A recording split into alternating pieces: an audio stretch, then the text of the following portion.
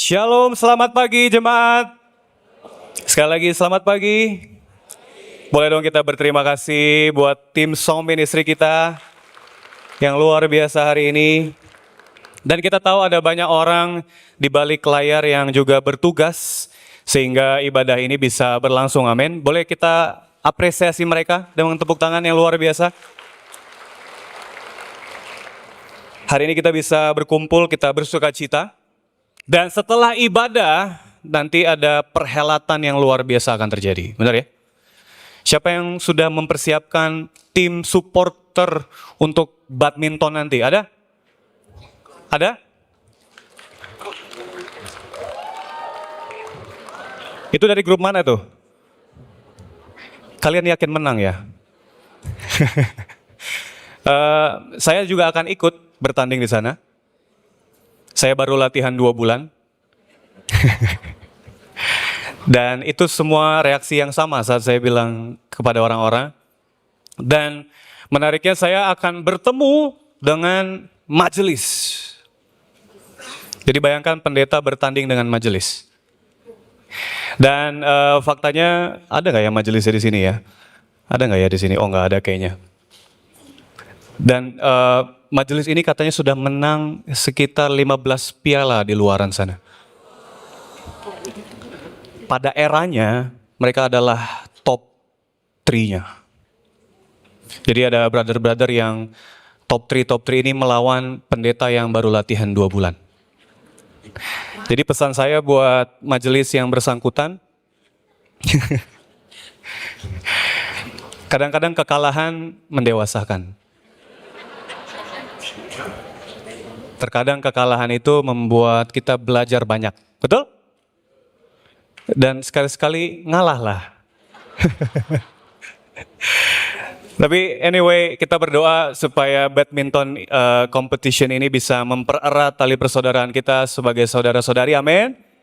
Ini ajang bergengsi, mungkin ada adu gengsi, tapi mudah-mudahan kasih Tuhan yang nomor 1, amin. Sebelum kita kemana-mana ke badminton dan segala macam, mari kita bersatu dalam doa untuk firman Tuhan. Tuhan, kami bersyukur buat hari ini, Engkau adalah Allah yang luar biasa. Kami bangga punya Allah yang besar seperti Engkau. Kami tahu Tuhan di dalam hidup kami banyak kebutuhan yang kami butuhkan. Tapi pagi ini Tuhan kami datang, ada satu hal yang kami jadikan pengharapan kami bisa dapat Tuhan. Itu firman yang mengubahkan hati kami. Biarlah firman Engkau yang akan disampaikan bisa membantu setiap kami yang hadir untuk mencintai firman, mencintai Engkau sebagai Tuhan di dalam hidup kami. Sertai hamba-Mu, kami musrahkan di dalam nama Tuhan Yesus kami berdoa. Amin. Oke, sebentar ya. Ada yang tahu majelisnya siapa tadi? Sebentar, oke. Bentar. Oke. Selama sebulan ini kita akan belajar daripada buku Imamat. Siapa yang sudah hampir setengahnya membaca buku Imamat? Coba angkat tangan. Setengahnya. Dapat hadiah. Tetap nggak mau ngaku ya. Siapa yang sudah baca at least paling tidak 10 pasal? Siapa yang sudah baca paling tidak 1 pasal? Terlaluan memang ya. Tapi saya mau mengajak kita begini saudara-saudari. Kita tahu bahwa firman Tuhan dibagikan di hari Minggu dan kita bersyukur kita punya jemaat yang sangat mengasihi kita untuk kita bisa mengerti firman Tuhan lebih dalam. Di tiap bulannya tema berbeda, bukunya berbeda, betul? Dan encouragement saya adalah, mari bukan hanya hari Minggu kita membaca firman yang ada, tapi di dalam hari-hari kita mendalami firman juga, amin? Bisa? Janji? Enggak janji ya. Bagi saya pribadi saat saya membaca buku Imamat, jujur buku Imamat bukanlah buku favorit bagi banyak orang juga, termasuk saya pribadi. Tetapi buku Imamat waktu saya baca lebih dalam, buku inilah yang mengubah hati saya. Banyak hal yang saya pikir saya sudah benar. Saat saya membaca buku Imamat, saya sadar saya sangat jauh dari kata benar. Dan mudah-mudahan ini adalah pengharapan kita semua. Doa saya adalah kita bisa berubah daripada bacaan kita di buku Imamat. Amin.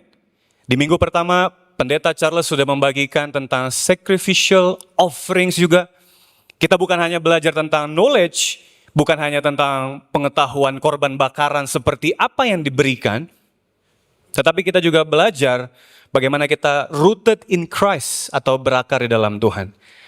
Sebagai satu jemaat juga kita diajarkan untuk bisa saling mengasihi, dan kalau kita ingat ada kata saling merepotkan, ingat? Apakah kita sudah saling merepotkan seminggu ini? Sudah bro, sudah ada yang pinjam duit bro. Saling merepotkan di dalam hal yang baik, amin.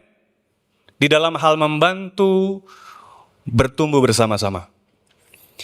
Dan hari ini kita akan melanjutkan di pasal 8 sampai ke 15, di mana kita akan membahas tentang priesthood and purity. Bukan hanya tentang keimaman, kita akan belajar tentunya daripada proses imam, tetapi kita akan belajar bagaimana konteks kekudusan yang kita bisa ambil hari ini.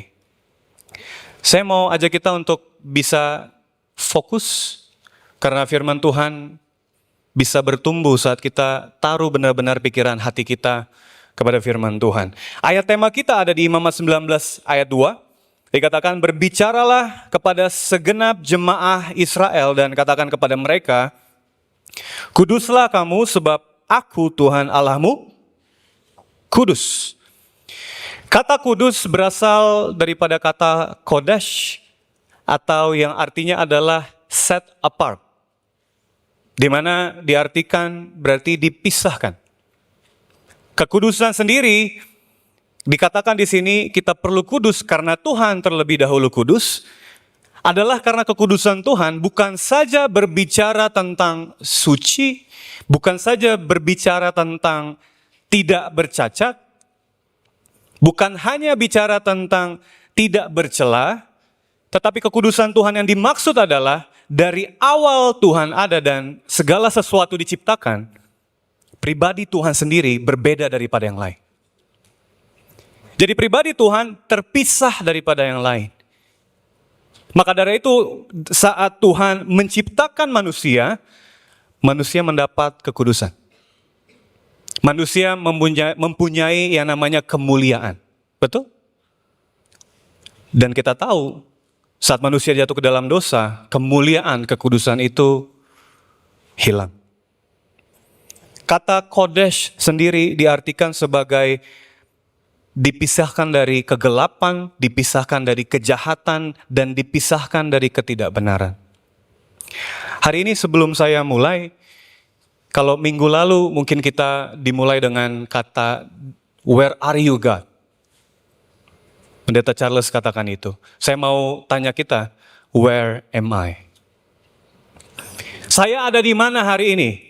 Di dalam konteks kekudusan, level mindset yang saya punya tentang kata kudus, tentang hidup kudus, tentang hati yang benar, itu saya ada di mana? Apakah hari ini saya masih menghidupi kekudusan? Apakah kita hari ini terus berjuang untuk hidup kudus? Itu yang perlu kita tanya hari ini sebelum kita memulai. Saya ada di mana? Pengharapan saya adalah setelah kita mendengarkan khotbah ini, kita tahu kita ada di mana dan kita tahu kita mau menuju kemana. Ini judul khotbahnya Sanctified, Kudus dan Murni. 3 hal yang kita akan belajar, acknowledge, kita perlu memahami bahwa kita ini adalah umat yang dikuduskan. Saya dan saudara yang mengaku diri kita Kristen, kita ini dipisahkan sama seperti Tuhan juga kudus. Memahami, mengerti, dan juga mengingat dengan kita meng-acknowledge. Yang kedua, untuk kita bisa tahu bahwa saat kita hidup, oke, saya mau ikut Tuhan, kita accountable. Kita perlu berintegritas. Dan juga accurately sesuai dengan firman Tuhan, hasil daripada kita berjalan bersama Tuhan. Kita mulai dengan Imamat pasal 8 dikatakan Tuhan berfirman kepada Musa, panggillah Harun dan anak-anaknya bersama-sama dengan dia, dan ambillah pakaian-pakaian minyak urapan. Di dalam sebuah proses imam diangkat untuk menjadi wakil daripada jemaat, ada proses minyak urapan diberikan untuk pelantikan daripada imam tersebut. Mengapa ini penting? Yang pertama adalah karena memang mereka perlu dibersihkan. Karena mereka akan jadi wakil daripada jemaat Tuhan. Dan juga ini adalah sin offering, di mana dosa mereka dihapuskan, mereka menjadi holy, dan mereka akan mengemban tugas yang sangat besar. Berikutnya juga adalah mengapa ini penting? Karena Tuhan ingin mengajarkan kepada kita bahwa kekudusan sendiri ada prosesnya. Dan prosesnya tidak main-main. Sama seperti kedua orang ini. Ada yang kenal? Saya tidak akan bicara tentang politik.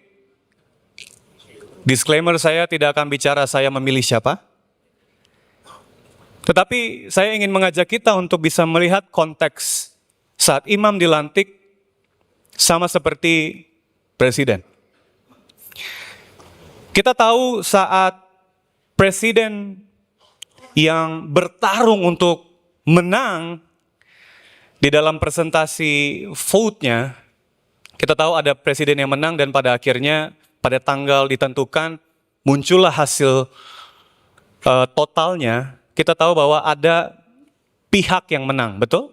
Ada pihak yang menang, tapi saat mereka dinyatakan menang, taruhlah Presiden Prabowo, tidak semata-mata secara de facto mungkin betul dia menang sebagai presiden, tapi de jurenya dia belum mengemban kuasanya. Dia belum mendapatkan hak dan kewajibannya sebagai presiden. Tidak semerta-merta tiba-tiba saat Prabowo menang, langsung saat itu juga tiba-tiba mobil dia jadi RI1.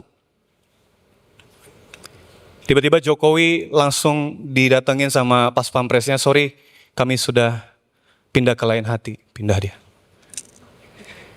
Kita tahu juga ya proses pelantikan Presiden Indonesia yang kemarin kita lihat sangat luar biasa. Dan saat dilantik itulah sah. Oke, otoritas diberikan, hak diberikan, kewajiban diberikan, wewenang diberikan, sama seperti Imam Harun dan anak-anaknya. Maka dari itu pelantikan sangat penting. Salah satu kegunaan anointing dalam perjanjian baru adalah untuk melantik seseorang. Di dalam perjanjian baru digunakan juga, tapi untuk hal yang berbeda, bukan untuk melantik seseorang lagi, tapi untuk konfirmasi pertobatan seseorang. Di mana kita akan bahas tentang minyak urapan sedikit, untuk kita bisa lihat konteksnya. Keluaran 30, sebelum buku Imamat, kita sudah diajarkan di buku Keluaran tentang minyak urapan. Dan kepada orang Israel, haruslah kau katakan demikian, inilah yang harus menjadi minyak urapan yang kudus bagiku, di antara kamu turun-temurun. Kepada badan orang biasa janganlah minyak itu dicurahkan. Dan janganlah kau buat minyak yang semacam itu dengan memakai campuran itu juga. Itulah minyak yang kudus dan haruslah itu kudus bagimu. Orang yang mencampur rempah-rempah menjadi minyak yang semacam itu, atau yang membubuhnya pada badan orang awam, haruslah dilenyapkan dari antara bangsanya. Di perjanjian lama dikatakan bahwa bahkan bahan-bahan ingredients daripada minyak urapan itu nggak main-main. Tertulis jelas. Kita tahu bahkan sampai hari ini ada praktek-praktek semacam ini. Tapi untuk menaruh itu di dalam konteks Alkitabiah, pada perjanjian lama itu digunakan untuk melantik. Dan nggak main-main. Dikatakan kepada badan orang biasa, jangan minyak itu dicurahkan. Jangan main-main dengan hal yang Tuhan sudah kasih. Di buku Keluaran katakan. Di perjanjian baru seperti apa? Dimention juga di Yakobus 5 ayat 13-15. Kalau ada seorang di antara kamu yang menderita, baiklah ia berdoa. Kalau ada seorang yang bergembira, baiklah ia menyanyi. Kalau ada seorang di antara kamu yang sakit, baiklah ia memanggil para penatua jemaat, supaya mereka mendoakan dia serta mengolesnya dengan minyak dalam nama Tuhan. Dan doa yang lahir dari iman akan menyelamatkan orang sakit itu, dan Tuhan akan membangunkan dia. Dan jika ia telah berbuat dosa, maka dosanya itu akan diampuni. Di konteks perjanjian baru, saya sudah sebutkan tadi, itu digunakan untuk konfirmasi pertobatan seseorang. Di Yakobus 5, dimention bahwa ini untuk orang yang sakit. Untuk kita tahu, kenapa ya Tuhan, kalau orang sakit kenapa dia tidak pergi ke dokter saja, kenapa harus penatua datang? Karena konteks sakit di sini adalah bukan konteks sakit jasmani. Yang dimaksudkan adalah untuk orang-orang yang sedang spiritual, tentang rohaninya itu sedang sakit. Makanya ada kata-kata di ayat 16, confess your sin to one another that you may be healed. Waktu kita mengaku dosa satu sama lain bukan berarti oke, demam kita turun nih. Kita ngaku dosa, oke, demam kita turun, pilek kita hilang.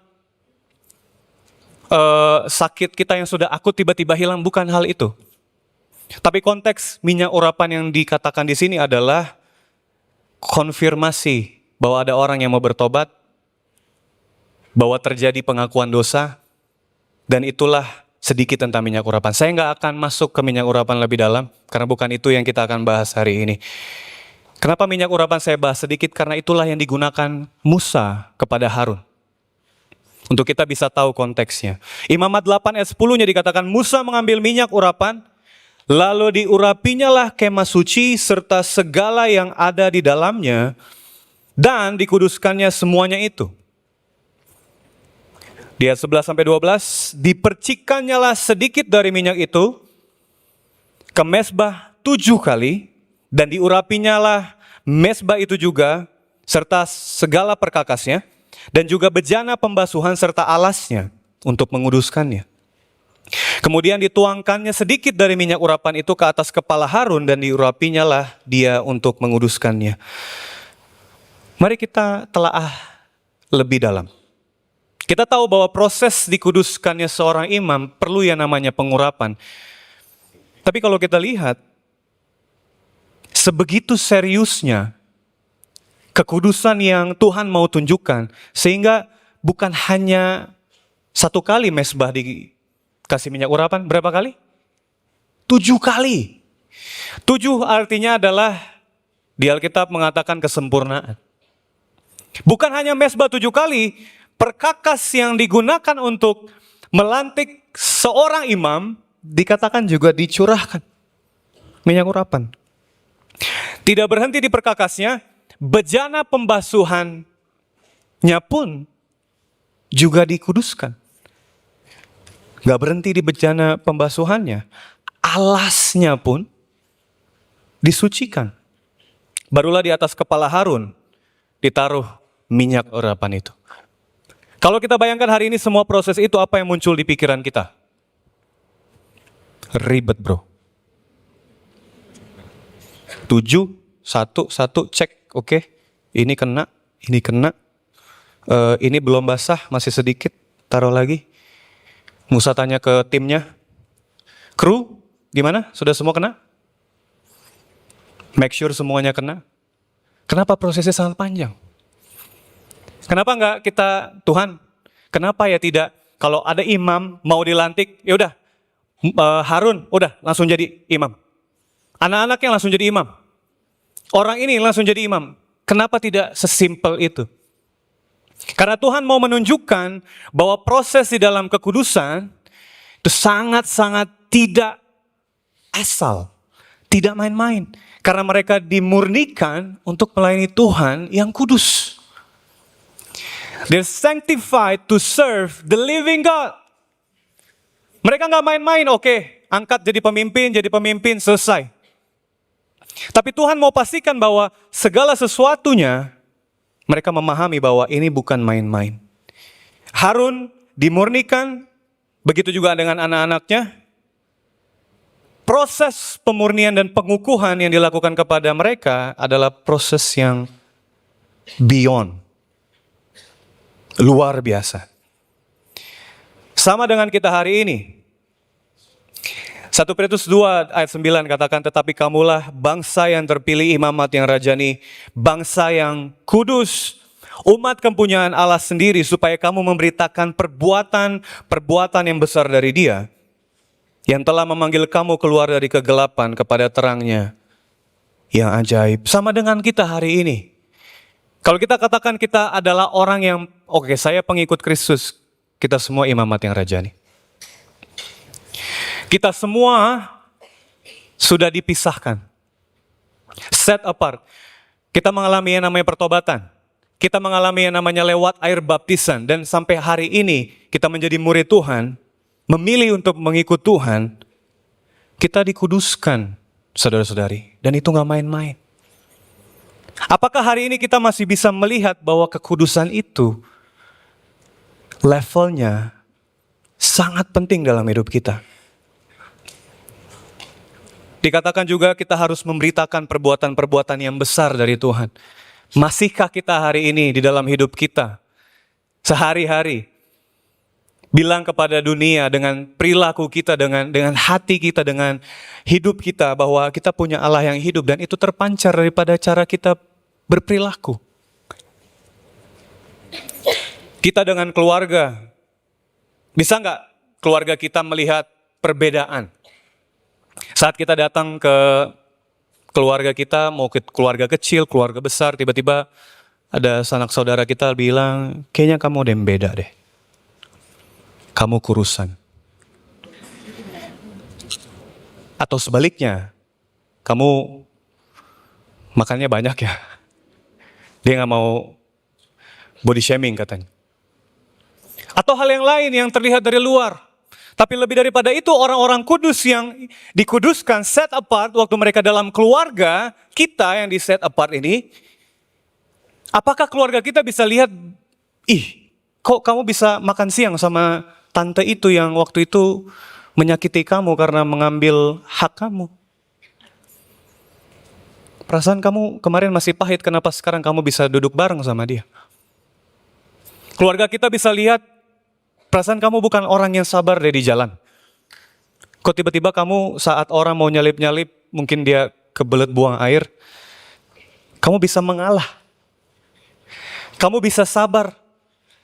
Bisakah keluarga kita sendiri lihat bahwa kita adalah orang-orang yang berbeda dengan orang di dunia karena kita bertanggung jawab dan memprioritaskan prioritas yang benar? Bisakah keluarga kita sendiri melihat kekudusan itu ada di dalam hidup kita? Saya masih ingat waktu di mana Tuhan mulai mengubahkan banyak hal dalam hidup saya secara pribadi. Firman Tuhan yang mengubahkan hati saya. Terjadi banyak hal aneh. Orang-orang kudus itu karena dia di set apart, dilihatnya aneh. Aneh in a good way. Saat saya belajar Alkitab, hal yang paling saya hindari adalah rekonsiliasi bersama keluarga saya.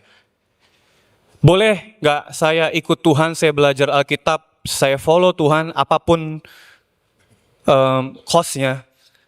Tapi saya nggak usah deh ya, saya mengasihi orang-orang di dalam keluarga saya. Saya nggak biasa. Saya punya 3 adik, kita nggak pernah punya yang namanya hubungan yang dalam. Hingga akhirnya saya sendiri yang menantang diri saya karena firman Tuhan. Saya mulai dengan adik-adik saya ketok pintunya satu-satu. Saya ingat banget tuh ada adik saya juga yang perempuan. Waktu saya buka pintu kamarnya, saya ketok. Buka, udah makan belum? Maria. Terus dia dengan muka yang sangat bingung. Lu kesambet apa? Ada setan apa? Sehingga ada hal yang aneh terjadi. Satu demi satu hubungan kami, relationship-nya diperbaiki. Saat saya belajar firman Tuhan, hidup kudus menusuk saya sangat dalam. Seharusnya kekudusan yang Tuhan ajarkan di dalam hidup kita orang percaya itu mengubah seluruh aspek hidup kita. Harusnya kekudusan itu muncul di dalam diri kita semua. Bro, kenapa ya gue punya keluarga, gue udah bilang firman Tuhan A sampai Z, gue udah jelasin dari air bah sampai wahyu. Gue udah ajak mereka ikut kelas belajar Alkitab yang setiap hari mereka belajar Alkitab loh bro. Kenapa keluarga gue, kenapa anak gue, kenapa orang tua gue, kenapa sanak saudara gue, mereka gak berubah-berubah. Karena firman Tuhan menjadi belum hidup. Yang paling powerful untuk mengubahkan keluarga kita adalah firman Tuhan yang hidup di dalam diri saudara-saudari dan kita semua. Dan orang-orang sekitar melihat itu. Beda ya, kudus. It's a holy people. Apa indikator kita mulai tidak hidup kudus hari ini? Apa tanda-tandanya atau sign di mana kita sudah mulai tidak hidup sebagai imamat yang rajani? Pertama adalah kita sudah mulai mati rasa akan yang namanya dosa. Dosa gak perlu kita digoda sama iblis, kita datang ke dosanya. Tidak perlu yang namanya ada gesekan di dalam hubungan kita dengan orang lain, kita sendiri yang mau berantem. Tidak perlu adanya initiate daripada iblis untuk menggoda pribadi kita, tapi kita sendiri sudah otomatis menikmati dosa. Mati rasa kita akan dosa. Itu tanda di mana kita sudah mulai tidak hidup kudus. Tanda kedua adalah kita mulai mati rasa akan Tuhan. Penyertaan Tuhan tidak lagi kita bisa lihat dalam hidup kita. Hubungan dengan Tuhan sudah mulai hambar seperti tanpa garam. Keberhasilan yang saya punya hari ini yaitu semua karena saya lah. Kita mulai arogan, kita mulai melihat diri kita lebih besar dibandingkan Tuhan. Atau sebaliknya kita bisa berpikir, apa yang saya tidak punya hari ini pasti karena saya ikut Tuhan. Kegagalan yang saya punya dalam keluarga saya, finansial saya, pekerjaan saya, ini semua karena saya ikut Tuhan nih. Salah nih. Berbanding terbalik dengan yang arogan, kita mulai menyalahkan Tuhan. Poin pertama hari ini adalah dengan kekudusan yang kita perlu belajar. Kita perlu sadari bahwa we are the holy people. Kita nih orang-orang kudus. Bahwa kita sudah dikuduskan, bahwa hidup saya hari ini harusnya berbeda saat saya memutuskan ikut Tuhan. Dengan semua proses pertobatan, kita dibaptis menjadi murid Tuhan, kita menjadi seorang Kristen, kita bicara tentang kekudusan yang terus kita hidupi. Belajar bagaimana menyadari bahwa cara saya berpikir, cara saya bertindak, hati saya saat melakukan sesuatu, kita acknowledge bahwa kita ini adalah orang-orang yang kudus. Buat saya pribadi saat saya mengenal Tuhan, waktu saya acknowledge Tuhan, Engkau luar biasa baik buat hidup saya. Saya menemukan tujuan hidup. Dulu tidak terpikirkan oleh saya untuk menjadi seorang pelayan jemaat atau seorang pendeta. Dan saat hidup saya diubah oleh Tuhan, dijungkir balikan oleh Tuhan, saya tahu bahwa saya punya tujuan hidup yang baru, yaitu memuliakan Tuhan. Format memuliakan Tuhan bisa berbeda-beda, tapi dari hal yang terkecil, di dalam keseharian kita, apakah kita punya tujuan untuk memuliakan Tuhan, hidup kudus dan tidak bercelah. Di Imamat 8 ayat 2b dikatakan, setelah minyak urapan dikasih, dan lembu jantan korban penghapus dosa, 2 domba jantan, dan bakul berisi roti yang tidak beragi. Selain minyak urapan diberikan, ada sin offering atau korban bakaran yang diberikan. Harun dan anak-anaknya harus melewati proses ini karena memang mereka dikuduskan untuk sebuah peran yang sangat besar.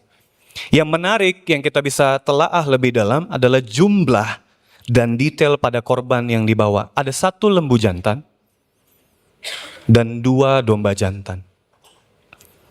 Kalau kita ingat dengan sin offering, level daripada binatang yang dibawa berbanding dengan level dosanya. Dan Tuhan memberi kita overview bahwa seorang imam dosanya itu berbanding sama persis dengan dosa satu jemaat. Kita lihat di Imamat 16 ayat 3. Ini saat Harun sudah menjadi imam. Beginilah cara Harun masuk ke dalam tempat kudus itu, yakni dengan membawa seekor lembu jantan muda untuk korban penghapus dosa dan seekor domba jantan untuk korban bakaran. Artinya dosa seluruh jemaat sama dengan dosa satu orang imam. Apa yang bisa kita lihat di sini? Artinya seorang imam yang dikuduskan, peran yang dia emban itu sangat besar dan tidak main-main.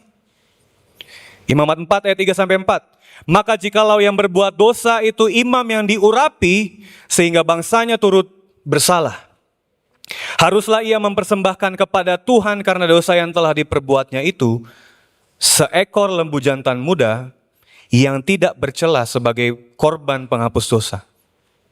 Ia harus membawa lembu itu ke pintu kemah pertemuan ke hadapan Tuhan. Lalu ia harus meletakkan tangannya ke atas kepala lembu itu dan menyembelih lembu itu di hadapan Tuhan. Jikalau satu imam berdosa, satu bangsa ikut berdosa katanya. Bayangannya gini, saya adalah imam daripada bangsa Indonesia. Saya dibandingkan dengan jumlah banyaknya manusia di bangsa Indonesia, begitulah jumlah perbandingan yang Tuhan mau kasih lihat, sebegitu kudusnya imam yang mewakili jemaat. Sekarang pertanyaannya kenapa? Kenapa hal ini Tuhan mau tunjukkan kepada kita semua? Karena Tuhan mau tunjukkan kekudusan seorang imam itu tidak main-main. Dan saya dan saudara, kita adalah imamat yang rajani. Kita tahu hari ini kita adalah imam-imam sebagai seorang Kristen, amin. Hari ini kita tidak bisa pisahkan, oh itu perjanjian lama bro. Pak Pendeta itu perjanjian lama, saya perjanjian yang menurut saya saja. Oh itu kan perjanjian lama, itu kan Harun dan anak-anaknya. Namun hari ini kita yang percaya kepada Tuhan, dikatakan di buku 1 Petrus tadi, yang mengaku pengikut Tuhan, kita semua adalah imamat yang rajani, amin. Dan level kekudusan yang Tuhan mau kita punya sama, brother sister. Kita anointed, kita set apart waktu kita dibaptis menjadi murid Tuhan. Dengan harga yang sangat mahal. Bukan lembu, domba, tapi darah daripada Tuhan Yesus sendiri. Jika kala itu satu imam setara dengan jemaat, bagi kita hari ini, Yesuslah yang menebus dosa saya dan saudara. Saat kita menjadi orang percaya, apakah kita menghargai pengorbanan itu hingga hari ini? Mudah bagi kita mengatakan saya menghargai Tuhan. Mudah bagi kita untuk mengatakan saya mencintai Tuhan, tapi dengan kekudusan di dalam keseharian kita, bagaimana cara kita melihat kekudusan sehari-hari? Di 1 Petrus 4 ayat 18. Dan jika orang benar hampir tidak diselamatkan, apakah yang akan terjadi dengan orang fasik dan orang berdosa? Firman ini mengatakan buat orang benar saja keselamatan bisa hilang. Bro, saya orang benar. Kalau orang fasik kan di sini, orang tidak mengenal Tuhan, berdosa ya di sini, saya di sini. Tapi firman Tuhan mengatakan bahwa sama, kesempatan bisa hilangnya sama. Kalau kita tidak ambil serius hidup di dalam kekudusan yang Tuhan ajarkan, kita bisa hilang keselamatan. Otoritas yang diberikan Tuhan kepada orang percaya untuk kita semua di sini lebih daripada otoritas bisa menyembuhkan orang, mengusir setan, apalagi membuat mujizat. Otoritas terbesar yang diberikan Tuhan adalah untuk hidup benar. Otoritas terbesar untuk kita sebagai seorang Kristen adalah untuk hidup kudus. Itu otoritas terbesar. Ada contoh di Alkitab yang sudah berkali-kali mungkin kita dengarkan, di mana seorang bertanya kepada Tuhan, apa yang perlu saya lakukan untuk selamat Tuhan? Ada yang bilang, saya sudah bernubuat bagi namamu Tuhan. Saya sudah mengusir setan, saya sudah melakukan mujizat demi Engkau. Tuhan tetap pada kebenaran yang Tuhan bilang, hanyalah. Bukan karena perbuatanmu, tapi karena kekudusan yang tidak dihidupi. Proses keselamatan. Kita mulai daripada baptisan. Kita tahu bahwa kita saat ditebus, kita menjadi murid Tuhan, kita dibaptis, kita ditebus dari apa? Diselamatkan daripada upah dosa. Kalau hari ini orang bilang, bro, percaya saja sama Tuhan sudah cukup, tidak perlu lakukan yang lain kok. Kamu pasti selamat. Tuhan bilang, jika orang benar saja hampir-hampir tidak selamat, bagaimana orang yang tidak memikirkan kekudusan dan hidupnya? Karena di dalam hidup murid kita, saat kita menjalani hidup kita, kita dimurnikan, brother sister. Di dalam hidup kita, kita diselamatkan. Kita ini masih diselamatkan. Dari apa? Dari kekuatan daripada dosa. Kalau dulu mungkin sebelum kita ikut Tuhan, kekuatan daripada dosa sangat-sangat kuat di dalam diri kita. Hari ini waktu kita dimurnikan oleh Tuhan, hidup menjadi murid, yang terjadi adalah the power of sin, kekuatan daripada dosa lama-lama hilang, lama-lama kita tidak gampang jatuh dalam dosa. Dan hal ini sampai kapan bro kita diselamatkan saat kita menjadi murid? Ya setiap hari. Bro, berarti kita harus dong mengaku dosa? Iya setiap hari. Bahkan setiap jam saja kita bisa punya kesempatan melakukan dosa. Kata-kata hampir-hampir tidak selamat, itulah yang kita perlu ingat. Saat kita dipanggil Tuhan, kita dimenangkan, kita diselamatkan dari apa? Dari keberadaan dosa. Karena di rumah Bapa keberadaan dosa sudah tidak ada. Di dunia, brother sister, kita masih melawan dosa. Apa yang terjadi kalau kita lupa proses ini? Kita menjadi Christian zombie. Tahu zombie? Zombie adalah mayat hidup. Kita bisa bilang kita ikut Tuhan, saya masih ke gereja, saya bermoral, tapi hatinya jauh daripada kata kekudusan. Poin kedua, mari bertanggung jawab. Mari berintegritas, berani untuk bisa hidup di dalam kekudusan. Di dalam society kita sekarang, kadang yang membuat kita takut hidup kudus atau benar adalah penolakan, karena kita tidak diterima sama orang.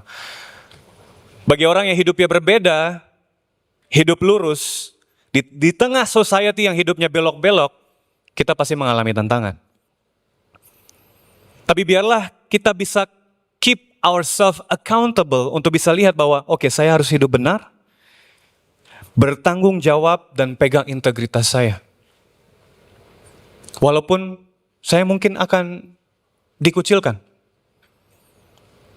Walaupun mungkin di dalam saya melakukan pekerjaan saya yang saya mau bekerja dengan bersih, saya mendapatkan profit yang tidak sebanyak orang-orang dunia.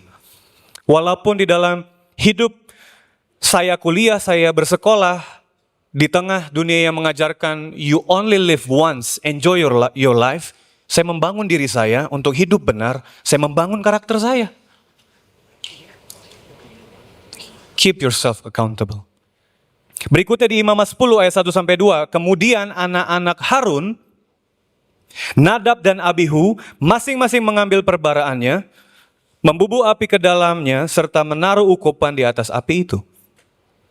Dengan demikian mereka mempersembahkan ke hadapan Tuhan api yang asing yang tidak diperintahkannya kepada mereka. Maka keluarlah api dari hadapan Tuhan lalu menghanguskan keduanya sehingga mati di hadapan Tuhan. Kematian Nadab dan Abihu bukan hal yang baru yang kita dengar. Tapi mari kita lihat dengan konteks dan kacamata firman Tuhan lebih dalam. Kita bisa pikir waktu Nadab dan Abihu mengalami kejadian ini, kita pikir Tuhan ini emosional ya. Sepertinya Tuhan ini adalah Tuhan yang kemudian.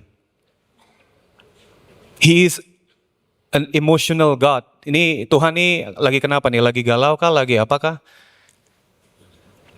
Perjanjian baru Tuhannya nggak begitu. Perjanjian lama kita bisa jadinya bias melihat Tuhan.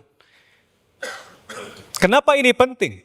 Mari kita lihat lebih dalam. Karena di perjanjian lama saat Nadab dan Abihu di buku Imamat, itu adalah saat bangsa Israel setiap kali mereka pergi ada satu tiang api, ada satu tiang awan yang menaungi mereka. Apa arti daripada tiang api dan tiang awan? Itu adalah presence of God. Di dalam kemah yang dibangun sama mereka, Tuhan sendiri, the Shekinah glory, bahasa daripada presence of God, itu langsung ada di sana. Yang artinya Tuhan mau bilang, hey bangsa Israel, aku akan menyertai engkau, but this is the condition ya. Kamu harus mentaati ini ya, because I'm holy.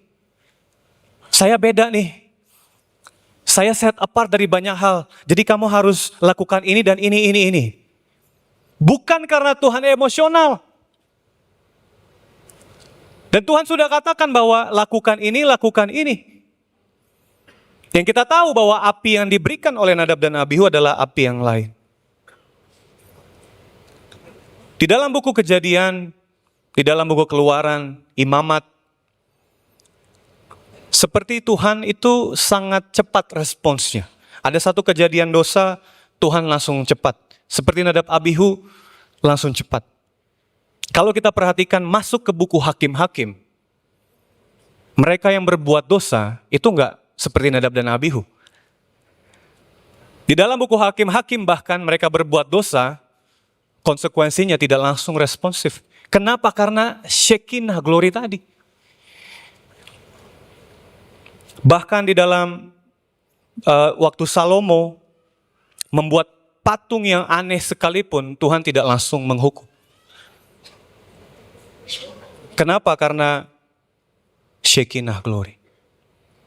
Bukan Tuhan emosional. Sederhananya begini, brother sister.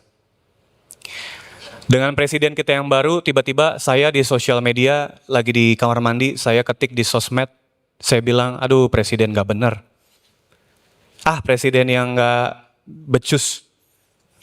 Apakah saya langsung tiba-tiba ada pas pampres datang ke rumah saya? Apakah tiba-tiba pas pampres mendobrak pintu rumah saya? Berbeda dengan halnya, di dalam suatu event, ada presiden di sana, tiba-tiba beliau lagi berpidato, terus saya angkat tangan, saya teriak-teriak, saya bilang dia tidak benar, saya katakan hal-hal yang negatif. Apa yang akan terjadi? Pas pampres turun, orang-orang sekitar mungkin shh. Karena ada dia di sana. Bukan Tuhan emosional, tapi pada masa buku Imamat, the Shekinah glory ada di sana. Apa poin yang kita bisa belajar? Lebih daripada berspekulasi bahwa Tuhan itu emosional, kita bisa belajar bahwa standar Tuhan dalam hidup benar itu sangat dalam. Dari sejak mezbah dibangun, presence of God itu menaungi mereka. Tapi juga dengan konsekuensi yang besar. Dan tidak terlepas daripada aturan yang Tuhan, hey, aku akan ada di sana, tapi ini aturannya. Kita juga belajar dan melihat bahwa being holy bukan hanya sekedar moral, bukan hanya sekedar ritual, but being holy atau kudus juga tentang hati. Nadab dan Abihu mengalami kematian, we never know mereka selamat atau tidak, Tuhan yang tahu. But one thing that we know, kita belajar bahwa mereka bisa melakukan ritual, tapi bisa jadi dengan hati mungkin yang lagi tidak di sana. Makanya mereka mulai asal-asalan, mereka mulai pakai cara sendiri, mereka mulai pakai api sendiri. Being holy bukan hanya sekedar moral, tapi dengan hati yang benar. Contohnya kita melayani di hari ini. Di bidang apapun, karena saya di bidang song ministry, contohnya di bidang song ministry. Adakah kita bisa di sini menilai bahwa orang yang bernyanyi di depan itu berpura-pura atau tidak? Ada yang bisa tahu? Bedain? Saya mau hire untuk bantu saya, cek. Gak ada kita yang bisa bedain. Tadi ada brother kita yang gondrong ganteng di situ ya. Bisa gak kita nilai bahwa oke, ini bukan buat Tuhan, ini buat dirinya nih. Bisa gak? Gak bisa. Tapi jelas kacamata manusia tidak bisa menilai, Tuhan bisa. Lebih daripada moral, kita bisa bilang, happy Sunday. Dalam hati kita, belum bayar ini loh. Gimana kabar? Kita dalam hati kita masih punya sesuatu yang kita simpan lama gak kita bereskan. Kita bisa hidup dengan, oke, bro, saya mau ikut sit in dong. Saya mau menjadi orang yang benar nih. Dia ikut sit in, duduk di sana sharing tentang firman Tuhan, tapi dalam pekerjaan dengan caranya sendiri, dengan cara yang kotor. Kita mulai melihat bahwa moral itu sudah jadi tanda bahwa kita kudus. Kita melihat dari Nadab dan Abihu bahwa lebih daripada moral, Tuhan melihat hati kita semua. Ada purity secara moral, ada purity secara relationship dengan Tuhan.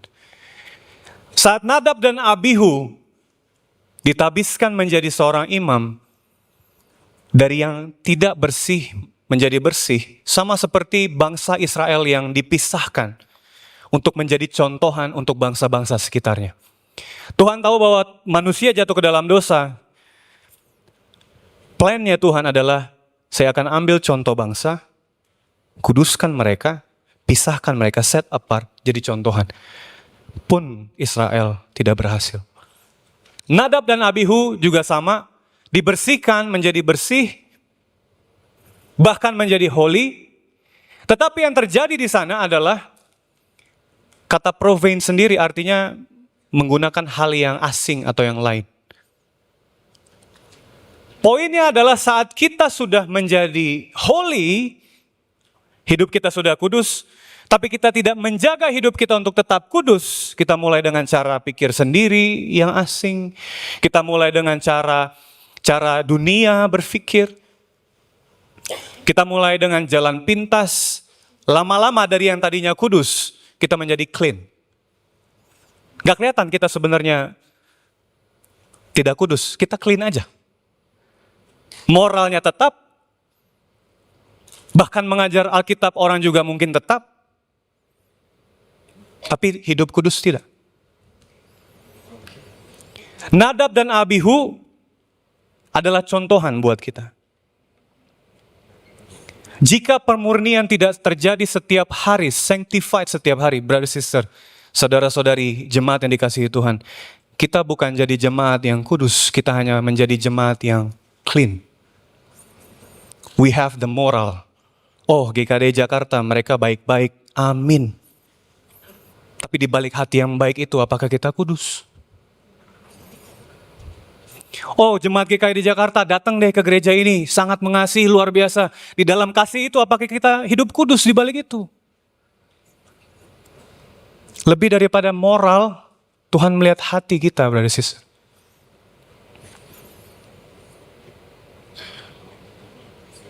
Kemungkinan untuk kita tidak kudus sangat besar.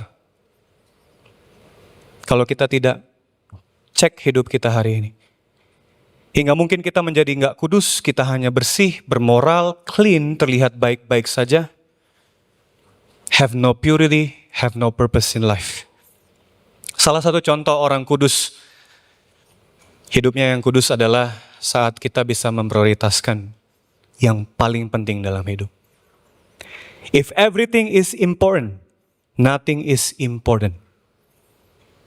Kalau segala sesuatu di dalam hidup kita semuanya penting, berarti nggak ada yang penting di dalam hidup kita.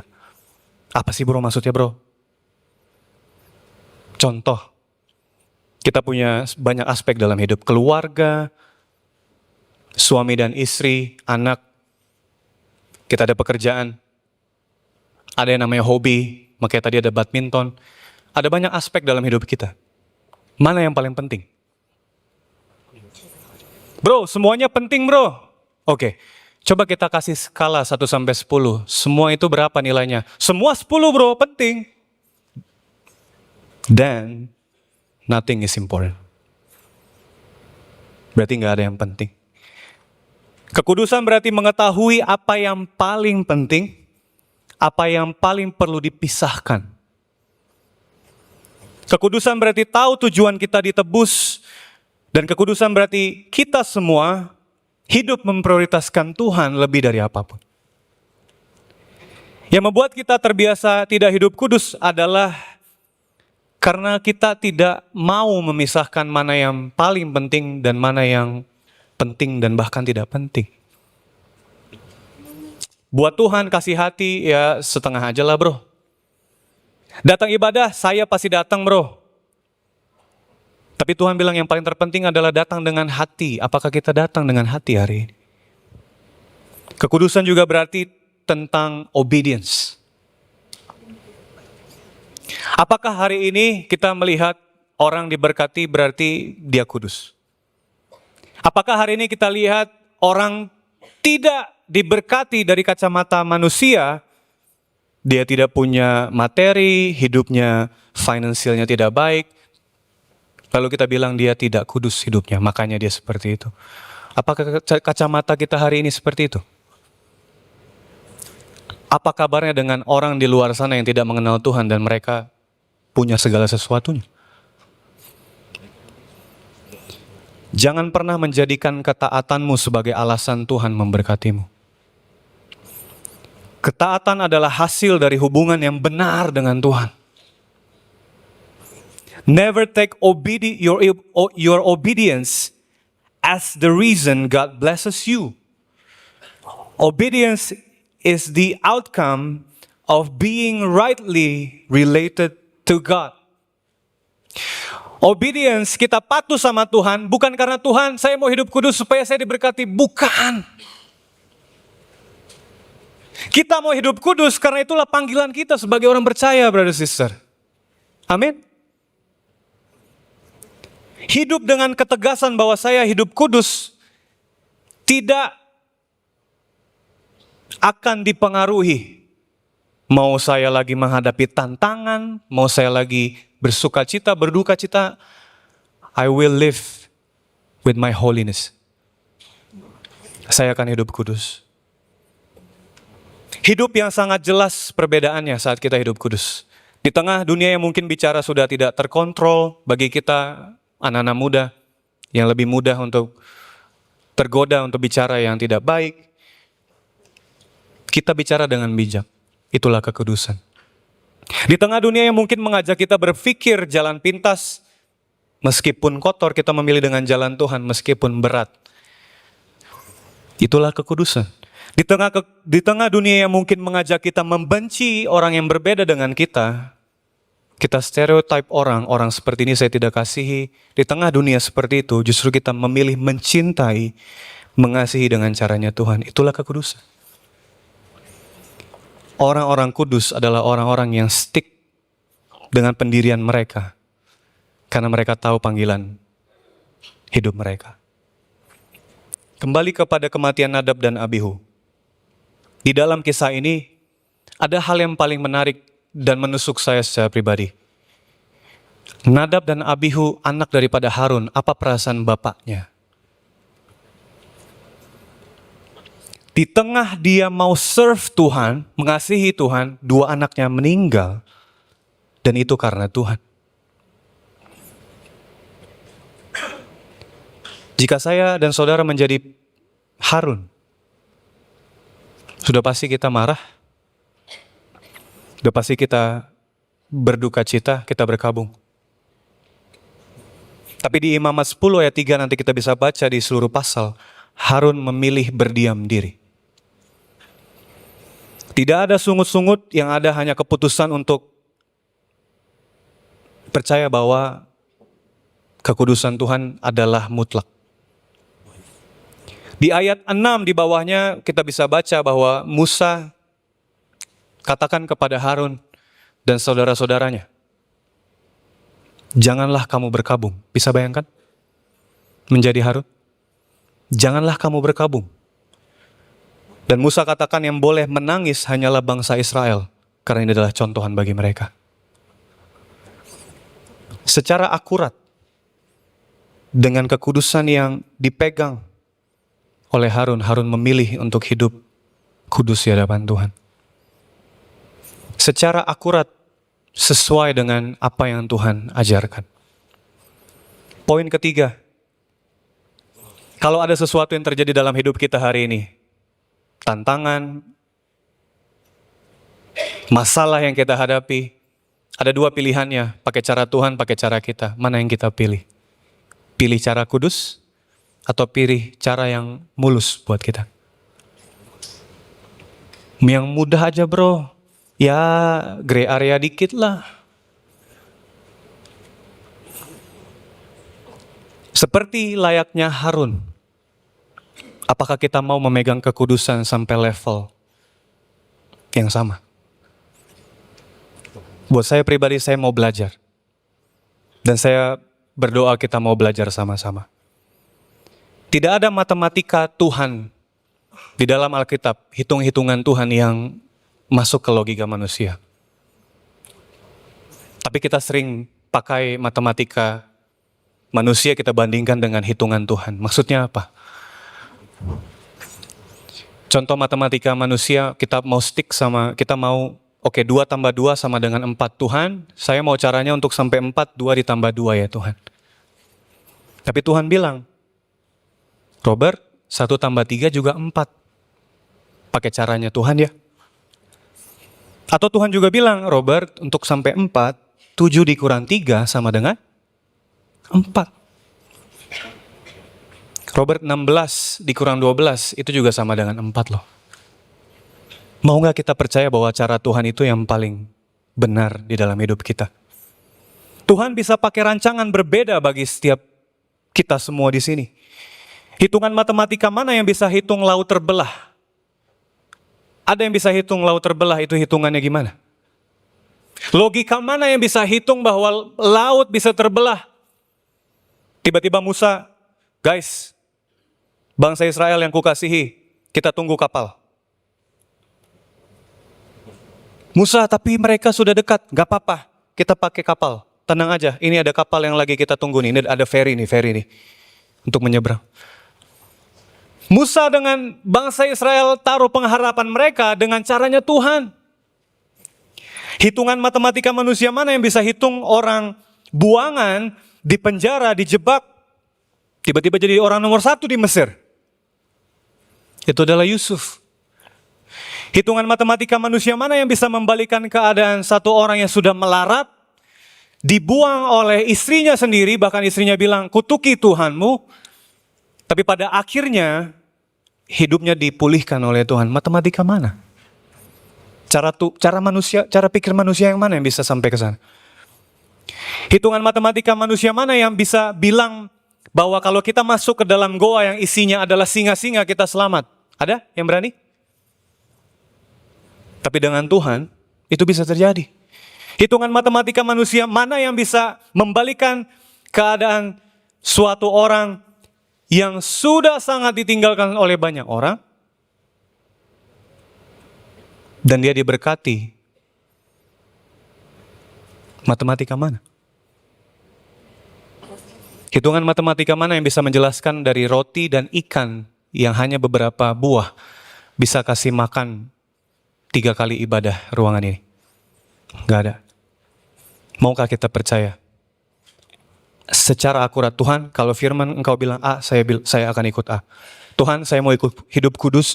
Kalau firman Engkau bilang B, saya akan lakukan B. Saya gak akan neko-neko, saya akan pilih jalan Engkau. Orang bilang, ngapain ikut Tuhan? Susah. Tapi jalan itulah yang kita pilih karena kita orang percaya. Ngapain ikut Tuhan? Benefitnya, untung lu makin dikit loh. Tapi di kacamata Tuhan, Tuhan udah siapkan berkat-berkat yang luar biasa. 3 hal yang kita belajar hari ini. Yang pertama adalah sadari, pahami, acknowledge bahwa kita adalah orang-orang yang dipulihkan. We are set apart. Kita ini beda.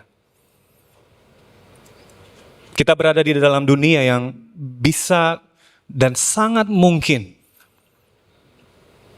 mengucilkan kita karena kita berbeda. Tapi mari kita berani keep accountable, hidup bertanggung jawab, karena kita diberikan peran oleh Tuhan.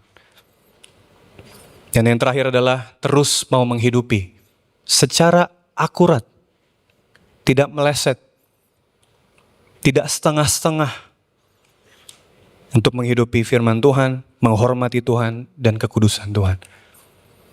Mari kita berdoa. Tuhan Allah Bapa di surga, kami bersyukur punya Allah yang besar, yang memisahkan